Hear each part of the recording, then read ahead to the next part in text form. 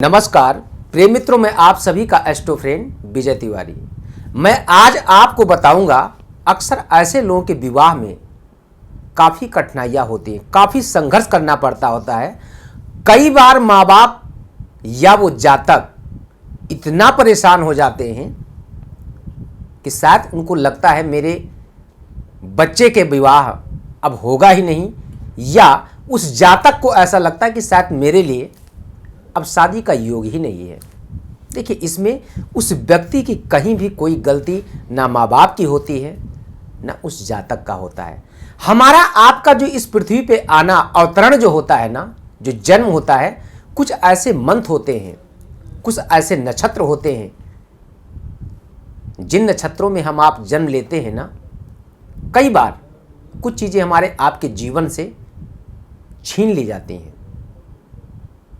जैसे आपने कई लोगों को देखा होगा, किसी का विवाह होता ही नहीं और किसी का विवाह हो जाता है तो उनको दाम्पत्य जीवन का सुख मिलता ही नहीं। कई बार ऐसा भी आपने देखा होगा कि विवाह होने के बाद पति पत्नी दोनों अलग हो जाते हैं। अलग मीन्स डाइवोर्स नहीं होता है। अलग का मतलब ये भी है कि पति पत्नी के अंदर प्रेम तो बहुत होता, लेकिन कुछ कारणवश पत्नी आप कहीं अलग और आप कहीं अलग हैं। यानी आप दोनों के बीच में, चाहे वो कार्य क्षेत्र को लेकर के दूरियां हों, चाहे वो मानसिक परिवर्तन के कारण दूरियां हों, हमारे एक दूसरे के विचार नहीं मिलते हैं। ये भी हो सकता है कि शायद आप दोनों के प्लैनेट्स के प्रभाव के कारण शादी होने के बाद आप दोनों का आपस में बिल्कुल तालमेल नहीं खाता, जिसके कारण आप दोनों लोग कोर्ट में भी हो सकते हैं। इसके कई सारे कारण हैं, लेकिन ऐसा होता किन मंथ के जन्मे हुए जातक के साथ, मैं आपको बताता हूं। आप वो मंथ नोट करें। अगर आपके भी दाम्पत्य जीवन में निरंतर इस प्रकार से अगर ऐसी समस्याएं, मैं नहीं कहता हूं कि आपका डिवोर्स ही होगा या आपकी शादी होगी ही नहीं, जरूर होगी, लेकिन यहां पे एक चीज कंफर्म है कि आपको अपने दाम्पत्य जीवन का सुख मिलेगा नहीं। किसी भी कंडीशन में आपको अपने दाम्पत्य जीवन का आनंद नहीं प्राप्त हो सकता है, कारण उसका कुछ भी हो। कौन से मंथ के जातक, अगर आपका फरवरी मंथ में जन्म हुआ है या जून मंथ में आपका जन्म हुआ है, सितंबर में आपका जन्म हुआ है, नवंबर में आपका जन्म हुआ है, फरवरी में अगर आपका जन्म हुआ है, ऐसे मंथ के जातक के जीवन में अक्सर दाम्पत्य जीवन के सुख का अभाव रहता है। कई बार शादी होने में प्रॉब्लम होती है और कई बार शादी होने के बाद प्रॉब्लम होती है। अक्सर आपने देखा होगा, शादी से पहले व्यक्ति बीमार नहीं पड़ता, लेकिन ऐसे राशि के जातक के साथ जब आपका विवाह होता है, वो भी मैं आपको बताऊंगा कौन से राशि के साथ, जातक के साथ किस राशि वालों का तालमेल नहीं बनता है। अक्सर आपने देखा होगा, विवाह के पहले एक टेबलेट नहीं खाते हैं और शादी के जस्ट बाद नाना प्रकार की बीमारियों के शिकार बन जाते हैं। कैसे? कभी सर में दर्द है, कभी कमर में दर्द है, कभी पेट में दर्द है, कभी कुछ प्रॉब्लम है, कभी कुछ प्रॉब्लम है। यानी किसी ना किसी प्रॉब्लम से आपका जीवन जो सुखमय होना चाहिए ना, वो दुख में कन्वर्ट हो जाता है।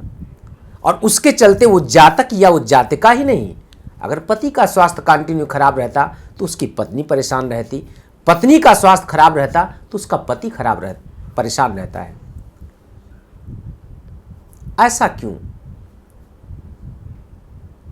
अगर एक स्त्री और पुरुष का राशि का तालमेल, सामंजस्य अगर अच्छा नहीं मिलता, जैसे कुंडली का आपने देखा होगा अष्टकूट मिलान, जो 8 चीजें मिलाई जाती हैं, ये मैं नहीं मिलाता, ये हमारे ऋषि मुनियों की देन है।